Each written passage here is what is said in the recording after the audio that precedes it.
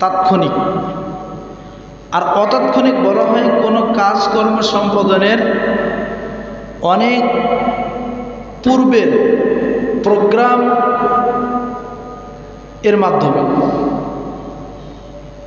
সেটা কেমনে? সহজভাবে একটু বোঝেন।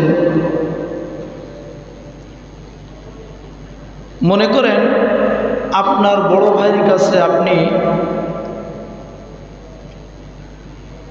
10,000 টাকা দিলেন। আপনি ছোট ভাই, বিদেশে চলে গেছেন, 10,000 টাকা দিলেন। এই সূত্রে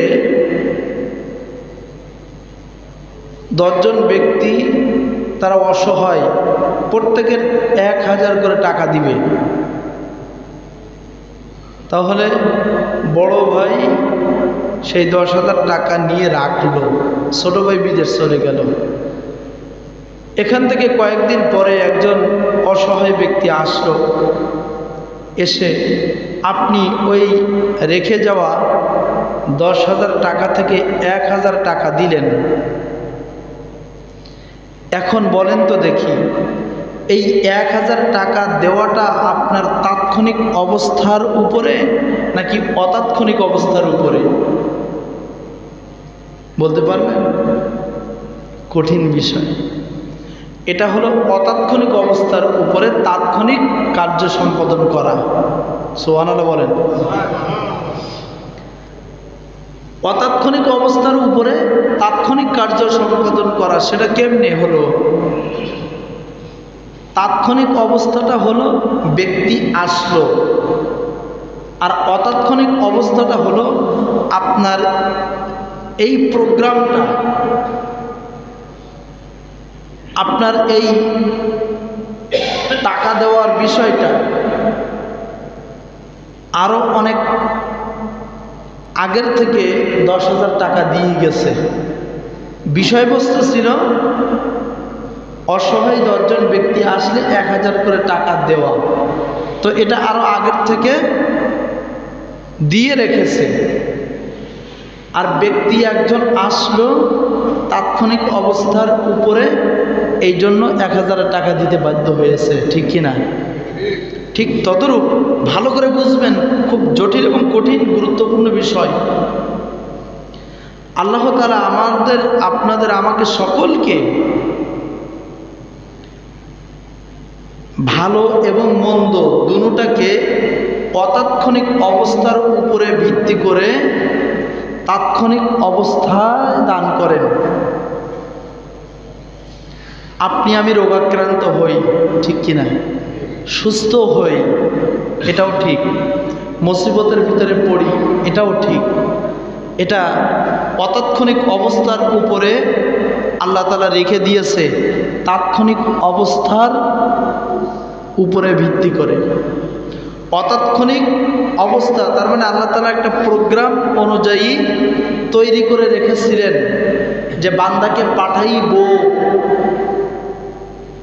বান্দা দুনিয়াতে যাইবে, বান্দা অসুস্থতা হবে, এর জন্য ডাক্তার লাগবে, চিকিৎসা বিজ্ঞানওয়ালা একজন ব্যক্তি, সে ট্রিটমেন্ট করবে, সঠিক রোগ নির্ণয় করবে, সঠিক চিকিৎসা দিবে, সঠিক ঔষধ দিবে।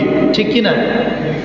সঠিক রোগ নির্ণয় করে সঠিকভাবে চিকিৎসা করবে, সঠিক রোগের সঠিক ঔষধ যদি না দেয় তাহলে রোগ ভালো হবে? বিষয়টা এমনই। তাহলে সঠিক রোগ নির্ণয় করতে হবে, চিকিৎসা বিজ্ঞান ভালো হইলে, ডাক্তার ভালো হইলে, তাহলে রোগ ধরতে পারবে। রোগ ধরতে পারলেই রোগীকে সঠিক চিকিৎসা দিতে পারবে, ঔষধ দিতে পারবে, তাহলে রোগী সুস্থ হবে। এটা ওই অতাৎক্ষণিক অবস্থায় আল্লাহ রেখে দিয়েছিলেন। এখন তাৎক্ষণিক অবস্থায় হয়ে যাচ্ছে রোগ, মানুষ সুস্থ হয়ে যাবে, আল্লাহ তাআলার অনুমতি এখানে।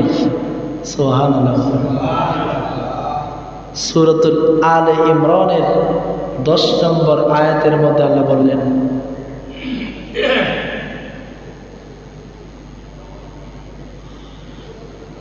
وما كان لنفسه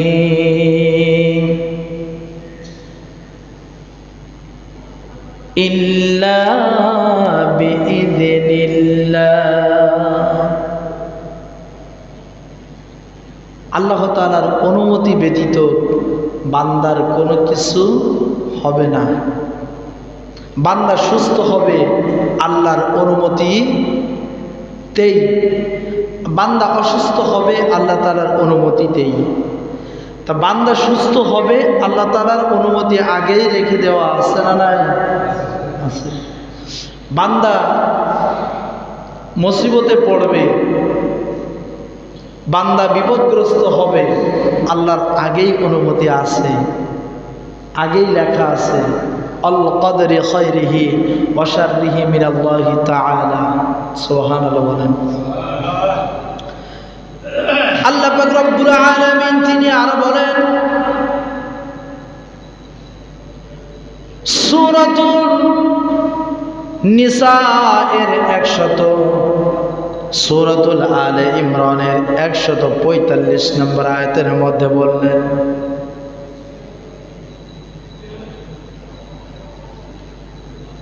বান্দা যখন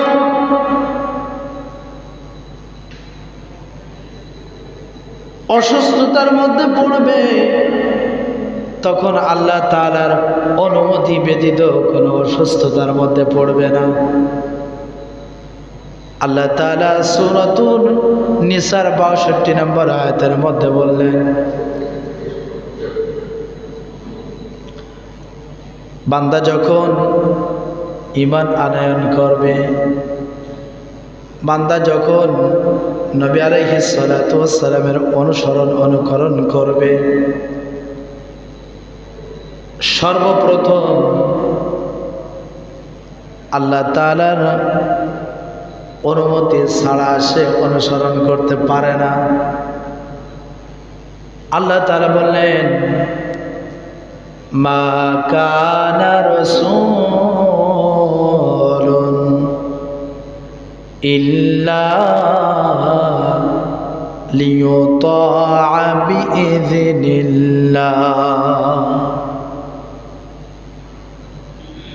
আল্লাহ তাআলার অনুমতি আসবে, অনুমতি তো আগের থেকে আল্লাহ তাআলার দেওয়া আছে। এজন্য বান্দা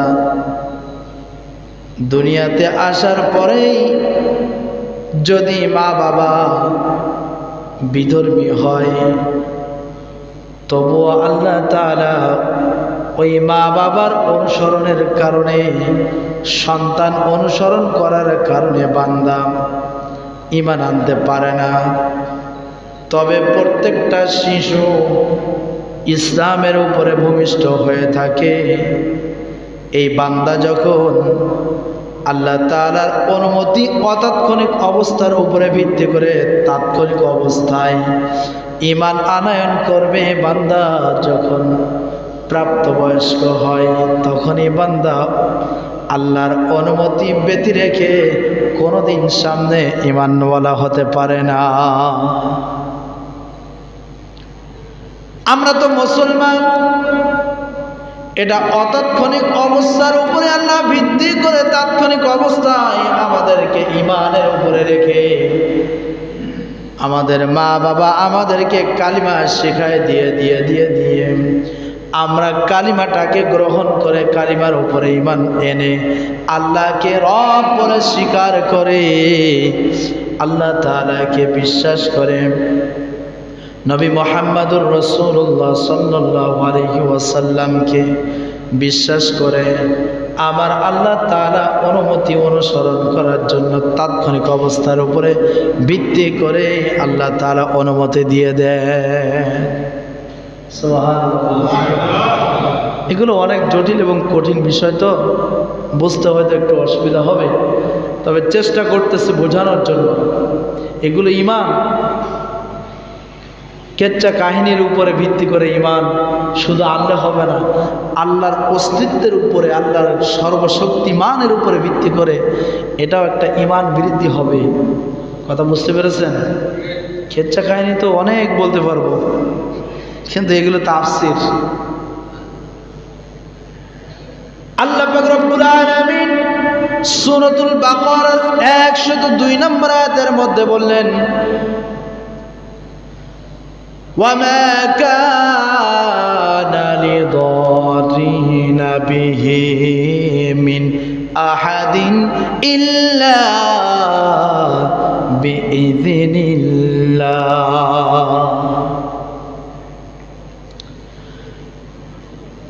কোন জাদুকর মানুষকে ক্ষতি করলো, কোন গণক মানুষের হাত দেখে ভাগ্য লিপিবদ্ধ করলো, না না, কোন গণকের শক্তি নাই, কোন গণক এটা হলো ধোঁকাবাজ।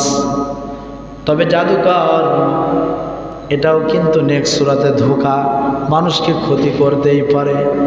তবে এই জাদুকর মানুষকে ক্ষতি করে আল্লাহ তাআলার অনুমতি ব্যতীত কোনো মানুষকে ক্ষতি করতে পারে না, ঠিক কি না?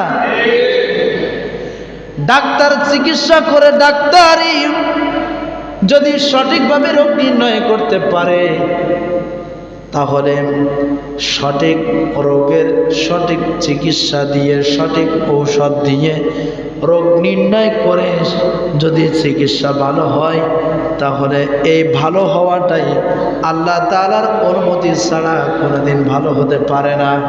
আল্লাহ তাআলার অনুমতি যখন আসবে, ততক্ষণ পর্যন্ত কোনো ডাক্তার তাকে ঔষধের মাধ্যমে ভালো করতে পারে না।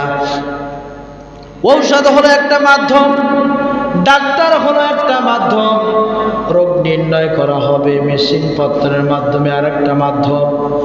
আপনার সুস্থ হয়ে যাওয়া এটা হলো একমাত্র আল্লাহ তাআলার অনুমতি ছাড়া আর কোনো অনুমতি কোনো কাজ হবে না।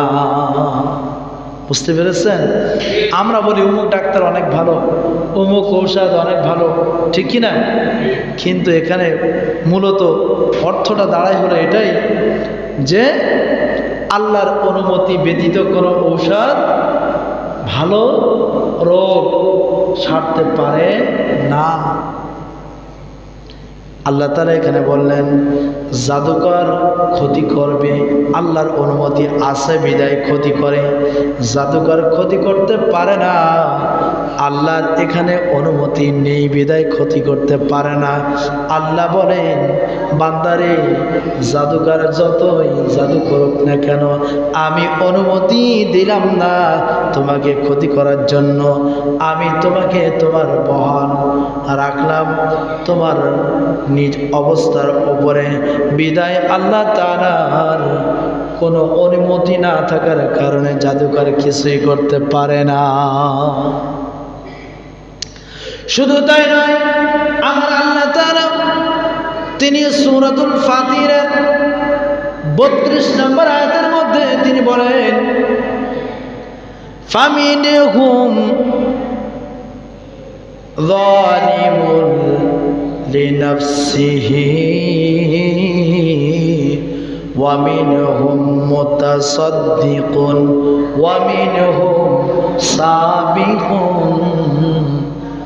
বিল খায়রাতি বিইذনিল্লাহ। আল্লাহ তাআলা তিনি বলেন, ফামিনহুম যালিমুন লিনাফসিহি, তাদের মধ্য থেকে যারা নিজেদের উপরে ক্ষতিগ্রস্ত করলো। এখানে 3 শ্রেণীর বিষয় আল্লাহ তাআলা কথা বলেছেন। 1 নাম্বার হলো যারা নিজেরাই ক্ষতিগ্রস্ত করে, নিজেদের উপরে ক্ষতিগ্রস্ত হয়েছে 1 নাম্বার। 2 নাম্বার নিজেরা কিছু ক্ষতিগ্রস্তের ভিতরে আছে, আবার কিছু আমলিয়াতের মধ্যে আছে। আরেক শ্রেণীর হলো যে ক্ষতিগ্রস্তর ভিতরে নেই, বরং আমলের জন্য অনেক অগ্রগামী আছেন। এখানে 3 শ্রেণীর কথা আল্লাহ বলে দিয়েছেন। তবে এই 3 শ্রেণীর কথা যদি আল্লাহ তাআলা বললেন, এই আয়াতের শেষে আছে বিইذনিল্লাহ। আল্লাহ তাআলার অনুমতি ব্যতীত কেউ কোনো প্রকারে নিজের উপরে জুলুম করতে পারে না। আল্লাহ তাআলার অনুমতি ব্যতীত কেউ নিজের উপরে জুলুমও করে না, আবার নিজে নেক আমলের দিকে ধাবিত হতেই পারে না।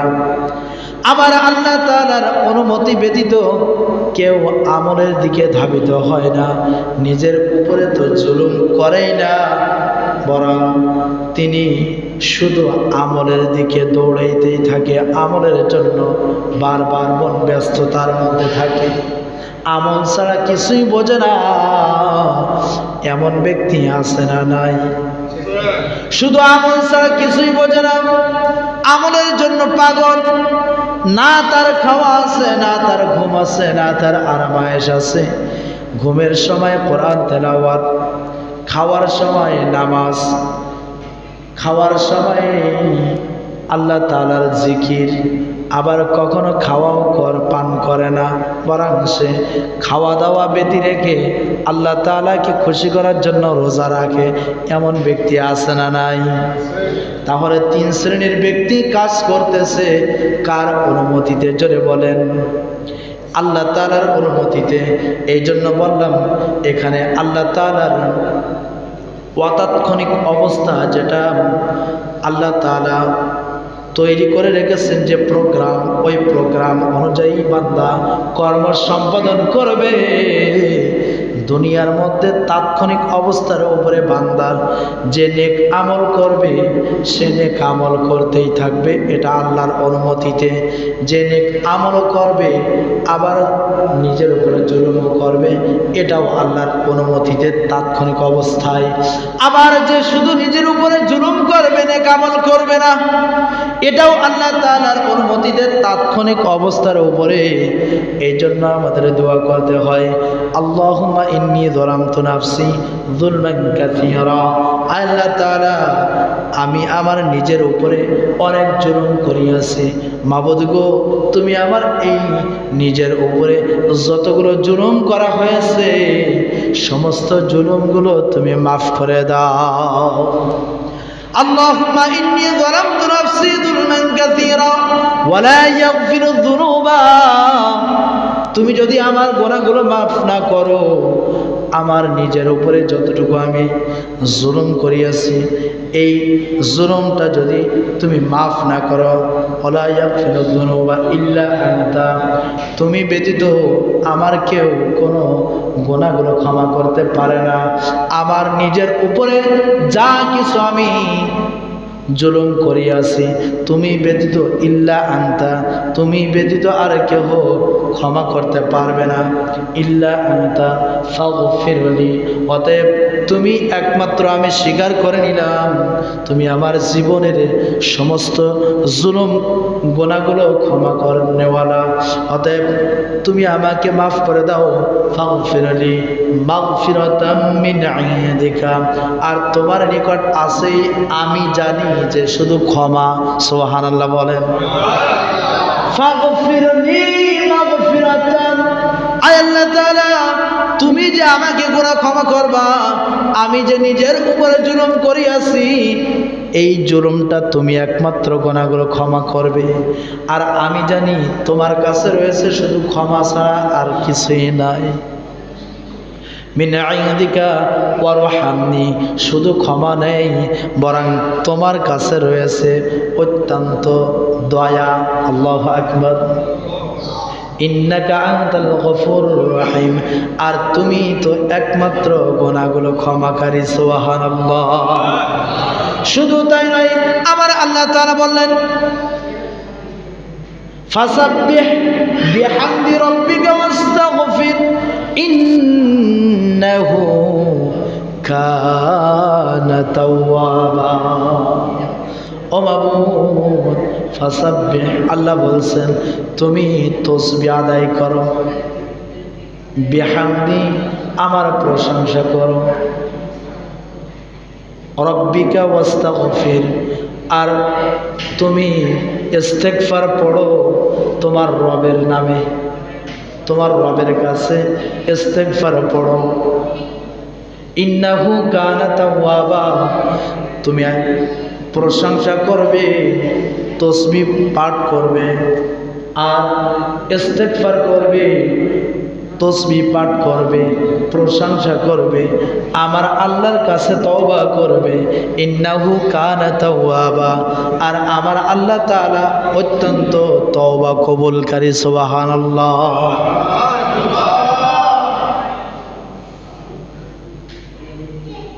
তাহলে তওবা কবুলকারী কে? গুনাহ মাফ করানোওয়ালা কে? এটা হলো ওই আগের থেকে অতাৎক্ষণিক অবস্থার উপরে আল্লাহ তাআলা অনুমতি ব্যতি রেখে কিছুই করতে পারে না। তার মানে আল্লাহর অনুমতি বান্দার তাৎক্ষণিক অবস্থার উপরে, ঠিক কিনা বলেন? বান্দা মুসিবতে পড়েছে,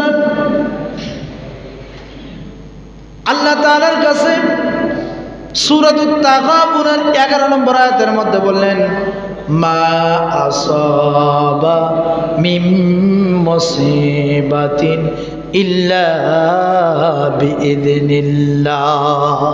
মা আসাবা মিন মুসিবা, বান্দা মুসিবতের মধ্যে পড়েছে, আল্লাহর অনুমতি ছাড়া বান্দা মুসিবতে পড়ে নাই। বুঝতে পেরেছেন? আমরা বলি যে আল্লাহর মনে হয় এখানে অনুমতি নেই, নিজের কর্মের উপরে ভিত্তি করে আল্লাহ তাৎক্ষণিক অবস্থা এই জন্য বান্দা মুসিবতের ভিতরে ফেলাই রাখছে, ঠিক কি না?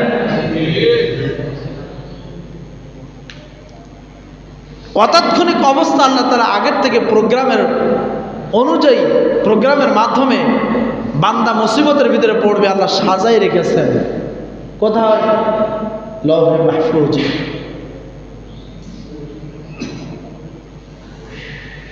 কিতাবুম মুআজ্জালান, লৌহে মাহফুজে আল্লাহ তাআলা সব কিছু লিপিবদ্ধ করে রেখেছেন। বান্দা মুসিবতের ভিতরে পড়বে, এটা আল্লাহর অনুমতি ছাড়া মুসিবতের ভিতরে পড়বে না। বান্দা মুসিবত থেকে উদ্ধার হবে আল্লাহর মুসিবত, আল্লাহর মুসিবত থেকে আল্লাহর অনুমতি থেকে। এখানে অনুমতি ব্যতীত বান্দা মুসিবত থেকে উদ্ধার হতে পারে না। জোরে বলেন ঠিক কিনা? তাহলে যেই ক্ষেত্রে যান না কেন, সব কিছু অতাৎক্ষণিক অবস্থার আল্লাহ প্রোগ্রামের মাধ্যমে বান্দাকে দুনিয়ার জীবন পরিচালনা করার জন্য আল্লাহর অনুমতি রেখে দিয়েছেন। এখানে অনুমতি আছে বিদায় বান্দা মুসিবতে পড়েন, আবার বান্দা মুসিবত থেকে উদ্ধার হবেন তখনও আল্লাহ তাআলার অনুমতি ছাড়া উদ্ধার হতে পারে না, ঠিক কিনা বলেন? আল্লাযীনা ইযা আসাবাতহুম মুসিবাহ, মুসিবতের মধ্যে বান্দা যখন পড়বে আল্লাহ তাআলা বলে দিয়েছেন, ও বান্দা মুসিবতে পড়বে তখন তুমি দোয়া করবে। এটাও আল্লাহর মাধ্যম উদ্ধার থেকে, উদ্ধার করা, ঠিক কিনা বলেন? ক্বালু ইন্না লিল্লাহি ওয়া ইন্না ইলাইহি রাজিউন। তোমরা বলো ইন্না লিল্লাহি, নিশ্চয় আমি আল্লাহর জন্য, ওয়া ইন্না ইলাইহি রাজিউন, তোমরা দুনিয়াতে এসেছো আমি আল্লাহর জন্য, আখিরাতেও যাইবা আমি আল্লাহর জন্য। মিনহা খলাকনাকুম ওয়া ফিহা নুঈদুকুম ওয়া মিনহা নুখরিজুকুম তারাতান উখরা। আমি তোমাকে মাটি দিয়ে তৈরি করে আছি, আবার মাটির উপরে তুমি চলাফেরা করবে, আবার ওই দুনিয়ার জীবন শেষ হওয়া মাত্রই মাটির সাথে তোমাকে দাফন করা হয়ে যাবে। শুধু তাই না, তারাতান উখরা, ওই মাটির থেকে তোমাকে আবার পুনরুত্থান করা হবে, উত্থিত করা হবে। তুমি মাটির উপরে চলেছো, রূহ জগতে ছিলে, সেই রূহ জগৎ যখন তুমি ওই জগতে ছিলা, সেখান থেকে তোমাকে পৃথক করা হলো আলমে আরওয়াহ, আলমে আরদ, আলমে বারযাখ, আলমে হাশর, জগৎ চারটা, কয়টা? চারটা। আলমে আরওয়াহ রূহ জগৎ, আলমে আরদ পৃথিবী, আলমে বারজাক কবর, আলমে হাসর হাসরের ময়দান। এই চার জগৎকে তোমাকে পরিভ্রমণ করানো হচ্ছে শুধু মাটির তৈরি করে। সুবহানাল্লাহ বলেন। এই মাটি দিয়ে আপনাকে আমাকে আল্লাহ তাআলা সব জায়গায় পরিভ্রমণ করাইতেছেন।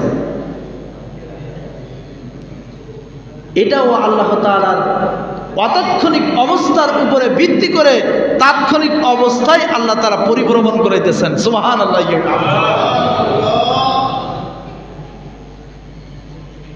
وعن جابر رضي الله تعالى عنه قال أن رسول الله صلى الله عليه وسلم لكل داء دواء, সমস্ত রোগের ঔষধ আছে। فإذا أصيب دواء الداء برأ بإذن الله عز وجل, সকল রোগের ঔষধ আল্লাহ তাআলা দান করে দিয়েছেন।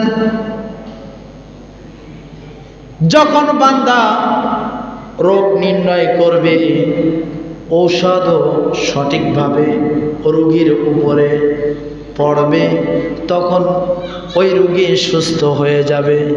এটাও আল্লাহ তাআলার অনুমতির উপরে। সুবহানাল্লাহ। এটাও আল্লাহ তাআলার অনুমতি ছাড়া অন্য কিছু হবে না। মুসলিম শরীফের 5871 নম্বর হাদিস।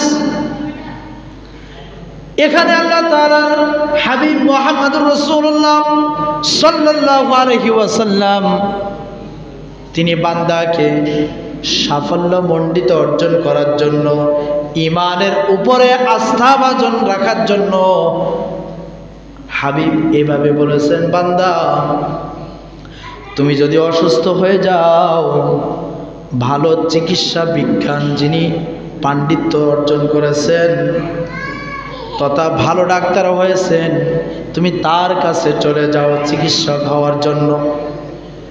চিকিৎসার জন্য তুমি তার কাছে চলে যাও। ভালো চিকিৎসা অর্জন করতে হইলে, ভালো সুস্থতা অর্জন করতে হইলে ভালো চিকিৎসকের কাছে যেতে হবে। আর ভালো চিকিৎসকের কাছে গেলে আপনি সুস্থ হয়ে যাবেন। আল্লাহ তাআলা ওদিকে বললেন, মা আসাবা মিন মুসিবা ইল্লা বিইذনিল্লাহ। আল্লাহ তাআলা এখানে অনুমতি রাখছেন, বান্দা মুসিবতে পড়বে, অসুস্থতার মধ্যে পড়বে, বান্দার অনুমতি আছে আল্লাহ তাআলার অতাৎক্ষণিক অবস্থার উপরে। বান্দার অনুমতি আছে, সুস্থতা হবে তাৎক্ষণিক অবস্থার উপরে। এবার প্রত্যেকটাকে আল্লাহ তাআলা আবারও খণ্ডন করে করে বলতেছেন, বান্দারে তুমি যতই চিকিৎসকের ভালো চিকিৎসকের কাছে যাও না কেন, আমার অনুমতি ছাড়া তোমাকে কোনোদিন কেউ চিকিৎসক ভালো ট্রিটমেন্ট করতে পারবে না। তুমি যদিও ভালো চিকিৎসা নিতে যাও, হাজার হাজার টাকা খরচ করবে, আমার অনুমতি আছে তুমি চিকিৎসা ভালো নিবা, আমার অনুমতি আছে তুমি সুস্থ হয়ে যাবা। তাহলে তোমার অল্প টাকা খরচ করার মাধ্যমেও তুমি সুস্থ হয়ে যাইবা, আবার বেশি টাকার মাধ্যমেও তুমি সুস্থ হয়ে যাইবা। আমার অনুমতি আছে তুমি চিকিৎসা হইবা, কিন্তু সুস্থ হইতে পারবে না। আল্লাহ তাআলার অনুমতি যখন সুস্থ হইতে পারবে না, তখন তাহলে অল্প টাকার ভিতরেই সুস্থ হোক, লক্ষ টাকার ভিতরে যদি চিকিৎসা নেওয়া হয়, কোশ্চেন কেন আপনার সুস্থতা হওয়ার সম্ভাবনা নেই। জোরে বলেন ঠিক কিনা? এর নাম হলো আল্লাহ তাআলা অতাৎক্ষণিক অবস্থার উপরে ভিত্তি করে তাৎক্ষণিক অবস্থা প্রোগ্রাম অনুযায়ী চালানো। এটা আল্লাহ তাআলার একটা বৈশিষ্ট্য। এখন আসেন এগুলোর উপরে ঈমান। এই ঈমান রাখতে হলে আপনার এগুলো জানতে হবে। অতাৎক্ষণিক অবস্থায় তাৎক্ষণিক অবস্থার উপরে বান্দা